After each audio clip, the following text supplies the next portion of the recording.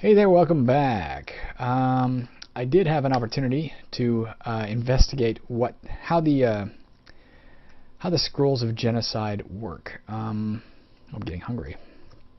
Let's eat this Elvish way bread. Um, there are one of the things I've encountered when I talk to anybody who does play roguelikes. Most players, if they are into roguelikes, and again we're a rarish breed to be into the truly old school classic roguelikes, but most players who do tend to focus their efforts on one or maybe two roguelikes, and that's really all they bounce back and forth between. And there's obvious reasons for that. They're complex. They have their own conventions, their own schemes for doing things in terms of key presses, in terms of how your characters can progress, and et cetera, et cetera. Although they may have common ancestry, they've diverged sufficiently that it's intimidating to take on a brand new game and try to figure out how it all works. Which incidentally is part of the reason why I want to do this series, is just to A, because I like experimenting and learning about how new systems work, but B, hopefully I can share some of that information and get people over their intimidation in approaching certain games like Moria. But the reason I bring this up is in the last couple of years, as my interest in other roguelikes besides my own has grown, I've done reading and stuff online on different topics. I haven't really played much by way of NetHack, but it's certainly one of the most, what was that? Is that saltwater? Potion. Oh, I guess I can figure it out from this, can't I? Oh, restore mana. Alright, I'll take that. NetHack is one of the earliest. I don't think quite as early as it came out a couple of years after Moria. May or may not have been influenced partially by Moria. Shoot. Shit, that's what we wanted to avoid. Great. Oh fuck. 1 second while I deal with this thread. Okay. All right. Well, so be it.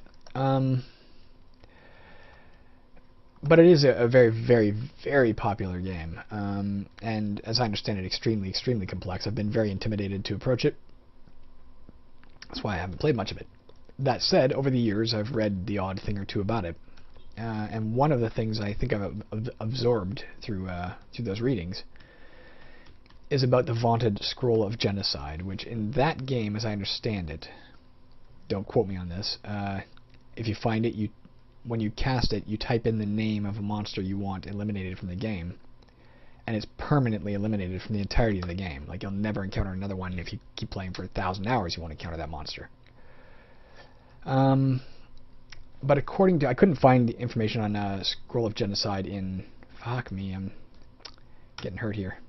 Alright, I couldn't find the information on a Scroll of Genocide in Moria. There's just not enough consistent or easily accessible information on Moria out there that I can easily uncover, because Angband obviously is so much vastly more popular.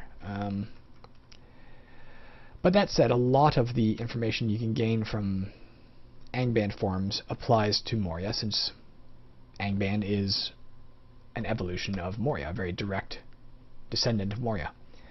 Let's go down a level. Well, I guess I can go right here, can't I? Let's go down to 1450, guys. Let's find out if the potions exist down here or not. If not, we'll be a little more challenged in the future, trying to get back to where we need to be, but for now, what the hell.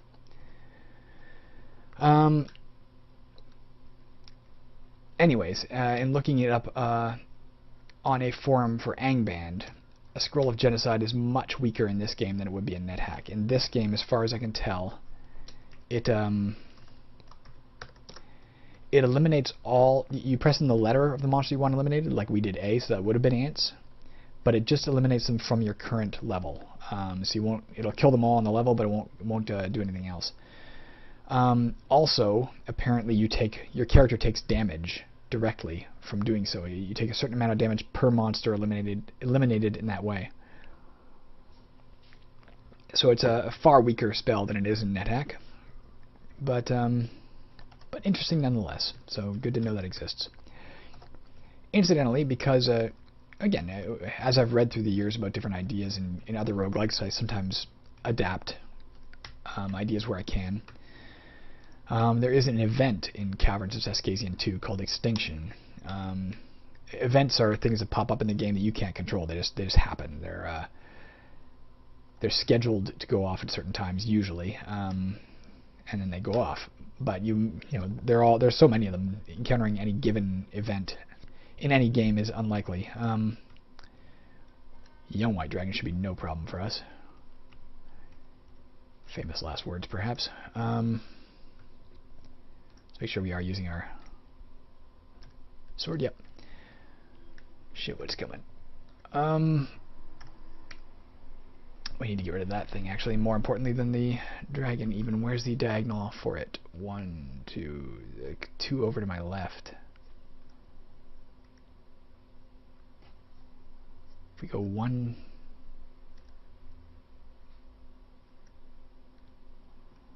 This thing can drain our strength, so it's actually a bigger threat than the dragon is. Alright, there you go. Sorry, I'm losing my train of thought here.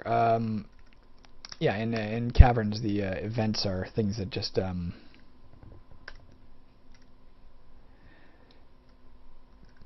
occur. One of them is Extinction, and when Extinction happens, it randomly chooses a monster type, excluding Saskazian, obviously, and then it permanently removes that monster type from the game. Actually, it doesn't remove them. It just makes it that whenever they're generated with 0 hit points. So you may come across the dead corpses of certain monsters after an extinction event, but you'll never encounter a living example again in the game. Just a little side note. Just a little something is on my mind. Since we're talking about genocide.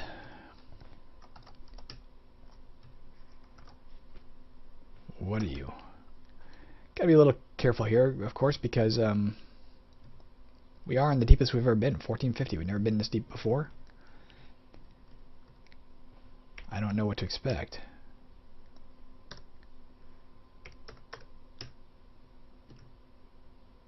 Hopefully that's everything there. We are owed a potion at this point. We had 0 last episode.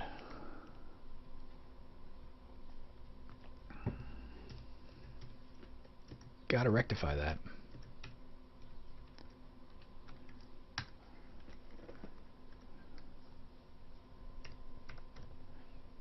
Jeez. That's speaking of which, okay, good stuff. Not necessarily the one we want most of all, but good enough. While we're on the topic, though, I want to look at down to 34,000-ish left to go. Is that right? 24,000, pardon me. Of course. Alright. Well, there is one potion, QM. Let's go for 2.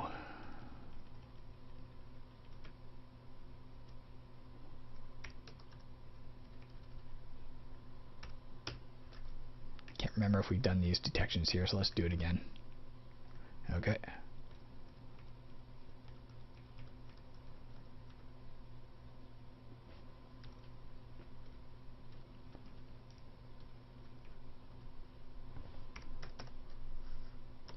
Quasit and a vampire. Let's back off. I should have shut that. Ooh. Alright, it's PCB to the west. PCB. Nope, don't do that. Let's zap a scroll of acid to the west. I think we got the vampire. Nonetheless, to be safe, let's go in here, close this door. Let's actually stay lined up with it, and let's rest. Okay. Now that I think about it, I forgot we are protected from vampires in terms of... he had 2 helmets. That's kind of weird. Let's take the Iron Helm. We have no scrolls of identify anymore, correct?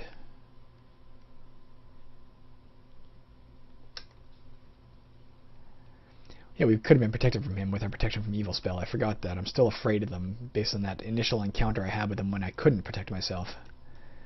Oh well. Live and learn.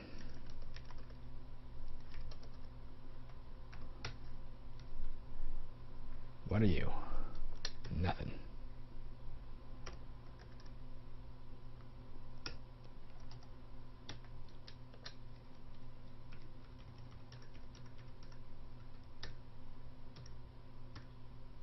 Scroll of Blessing I do not need. Ach, du Mensch.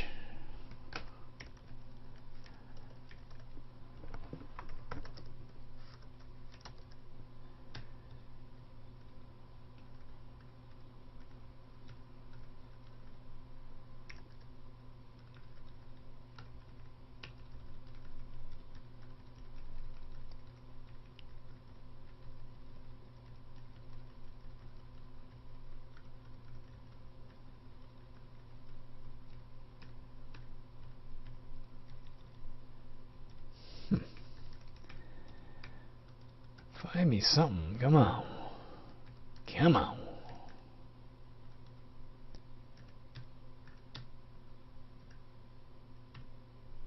Darn, I was hoping that would be the...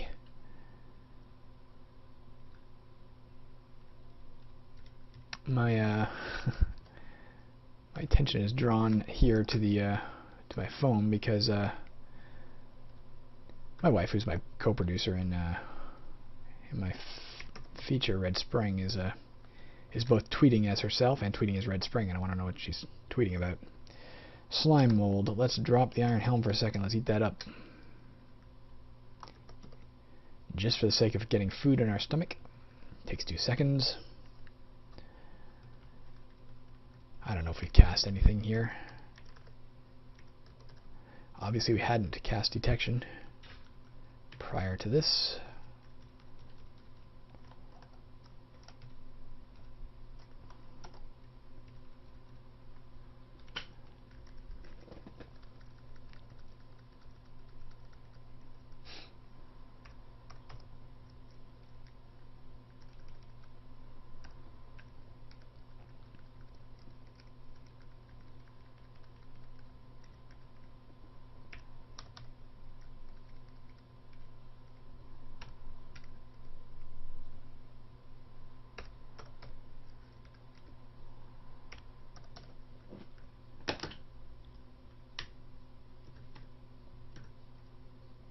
Nope.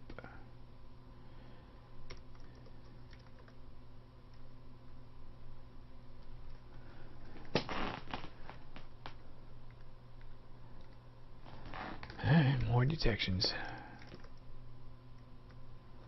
I hate having to constantly lean forward to address the keyboard. Which is not a fault of the game, it's a fault of my very unergonomic setup here.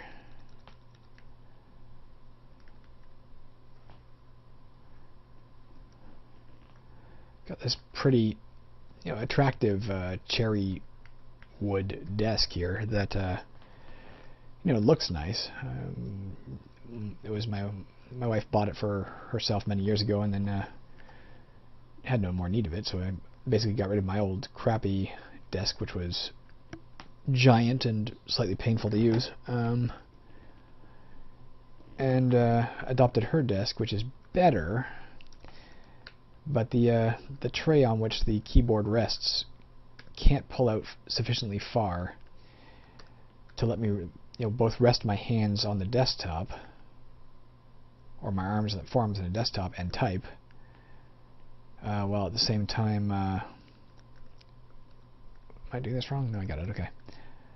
While at the same time letting me type, and what I mean by that is that I can pull the tray out beneath the desk. That's inherent to the desk. I can pull it out far enough that I can type on my wireless keyboard, no problem.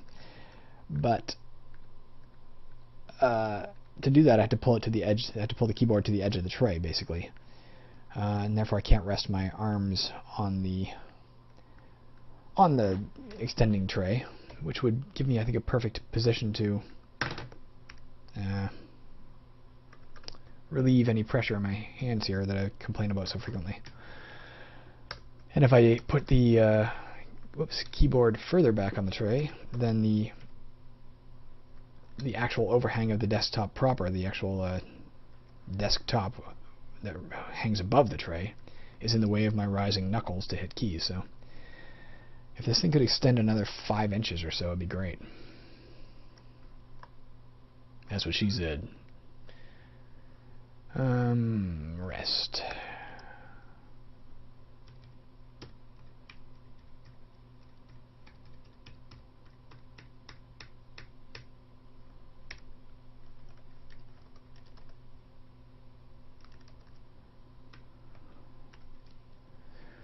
Well, we found the one potion. Let's try and find a second.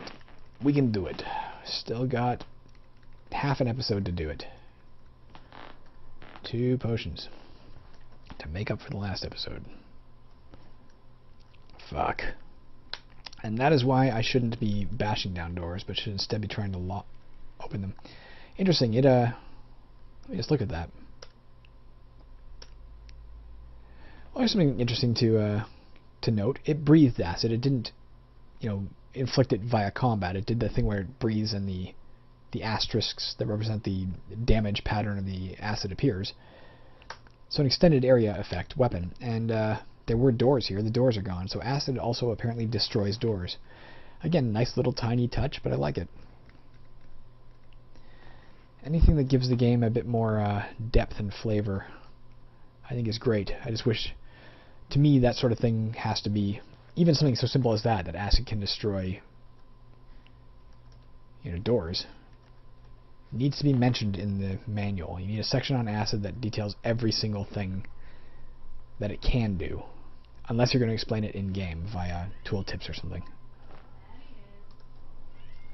To my mind, that's what makes a good roguelike, or good game, period. The player has to understand what he's doing, has to understand all of the available consequences. Or else it's not strategy, it's just blind luck. Man. Drop you. No, don't drop you. Pick it back up. Drop. Of course. This is why you gotta be careful about picking up things that you don't intend to carry long. Cure Light Wounds. You forget you're carrying them and then you eat up inventory space and you... Whoa. I can deal with you. As long as my protection from evil is still in place. I think it is, but I'm casting it again just in case. It backed off. Let's kill it.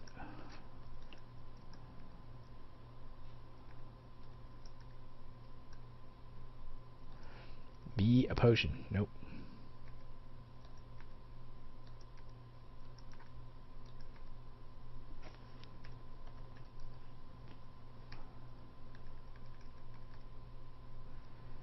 An orcish pick.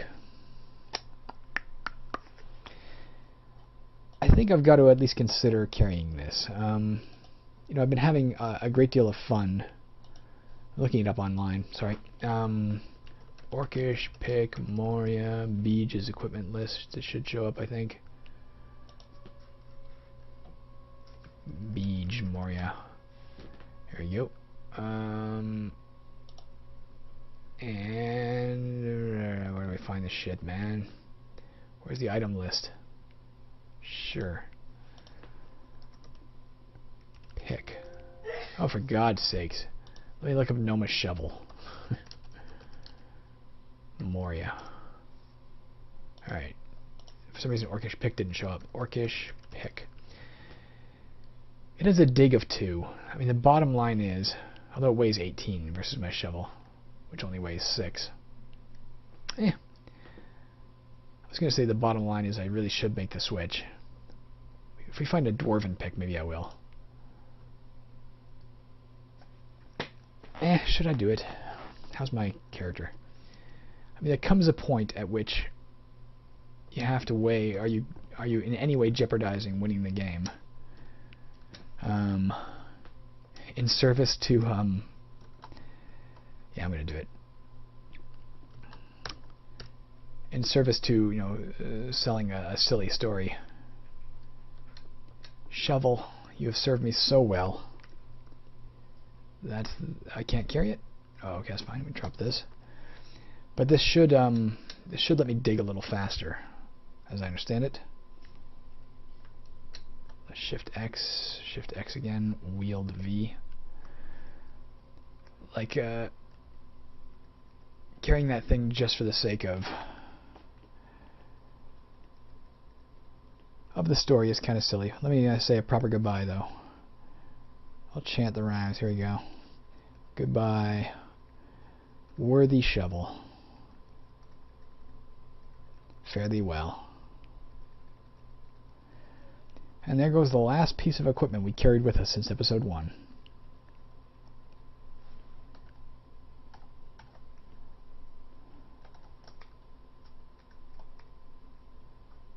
That was fast. Maybe it was a good move.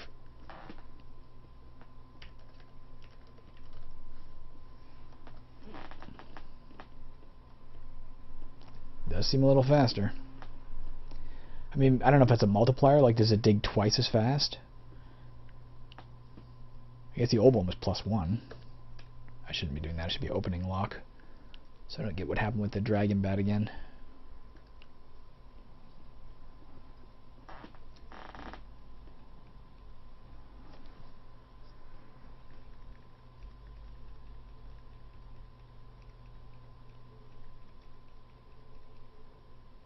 Fuck. Well, can I PCB it? I guess I can. Can I do it fast enough to casually get rid of it? Let's go up here and rest. Again, I don't want to risk coming back later and forgetting it's here and paying a very steep price. There we go.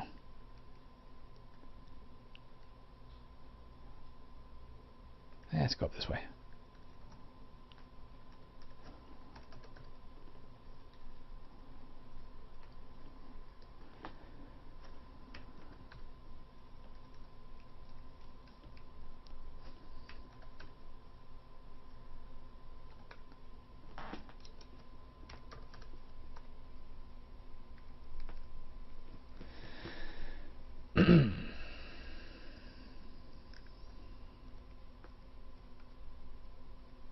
Okay, back to here.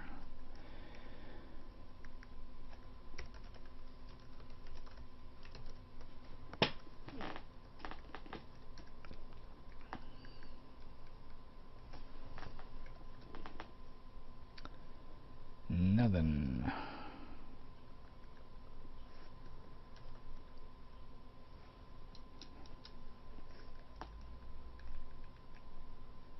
Let's go look up here first.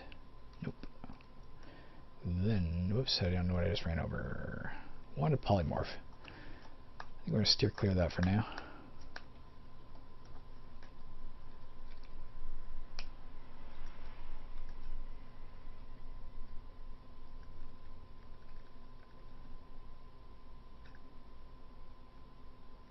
Oh, what's it?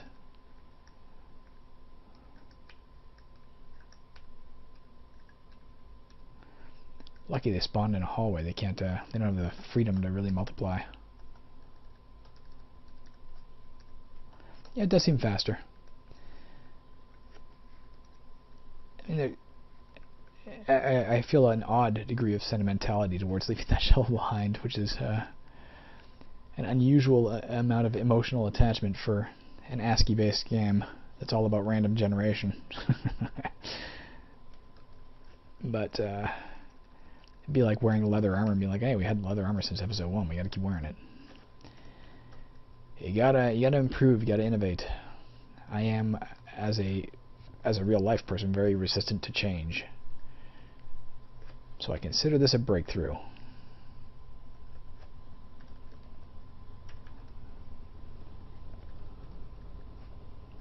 Bring back up my OBS meter here so I can see how we're doing for time. We still got 6 minutes. This still could be a ooh, double potion maybe. Let's kill this thing off first.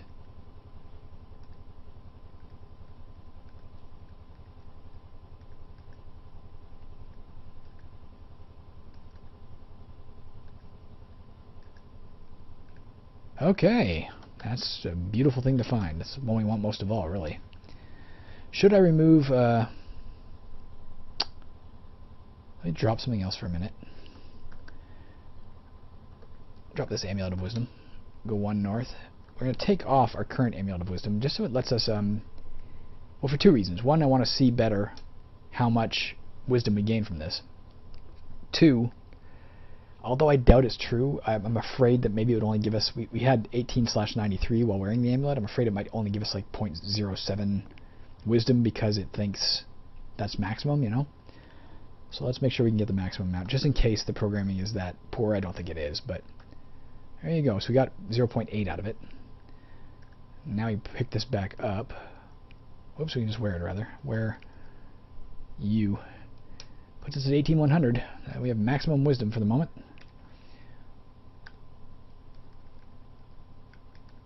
If we find another potion, we can stop wearing this amulet altogether, maybe. Alright, well, double potion episode. We've done it again. Disenchanter mold, how I hate you. Look at that. It drained from us several times. We still have 79 fucking mana. That's how great 100 wisdom is on a level 29 paladin. Pretty darn great.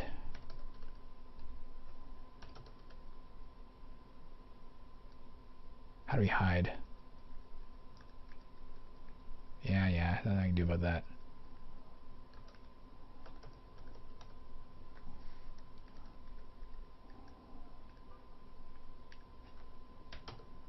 Yeah, go away.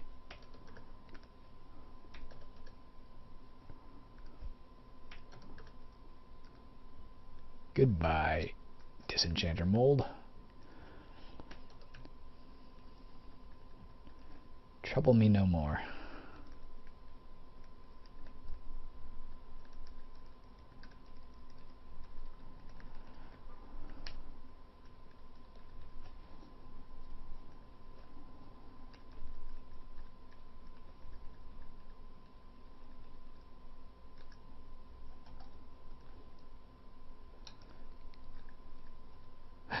Okay, thank God our PCE was in place.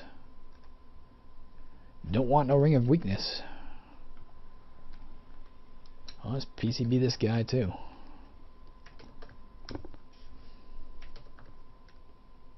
Oops.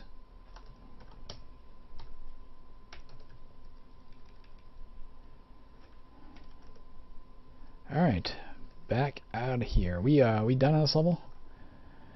If so, that would be 1400 as well as 1450 and merit a trip back to town. I think we're just going to do 2 per. Let's go to the south a bit. 2 per episode now, 2 levels. Not per episode, pardon me, per trip in between town trips.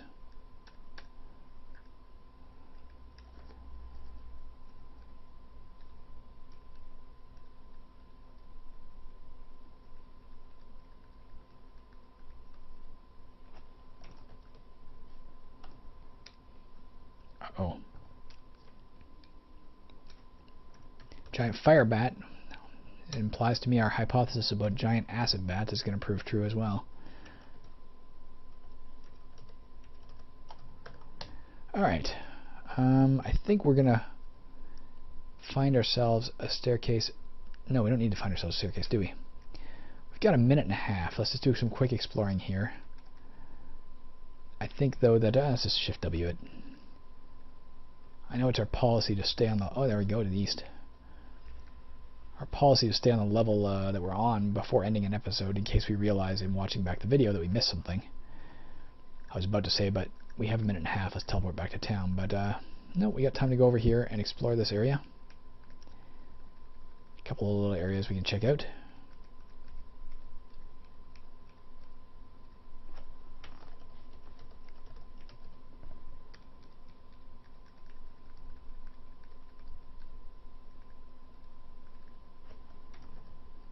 What are you? PCB East. Yes. Back down to 34 armor class. Not that we were that much higher than it. I think we dropped at least 2 this episode. Alright, that looks like about it, I think. So when we return, we will immediately go to town.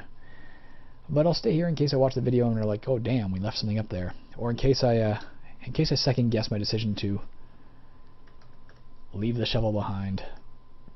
It feels like betrayal. You know what? I'm going to go sell it in the store. I'm going to not leave it in the depths. That's just evil.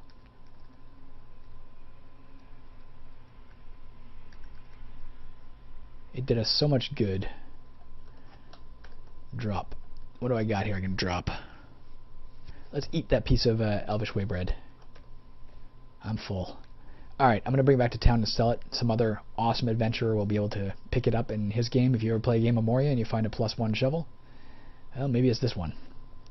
Alright guys, have a good one. I will talk to you later.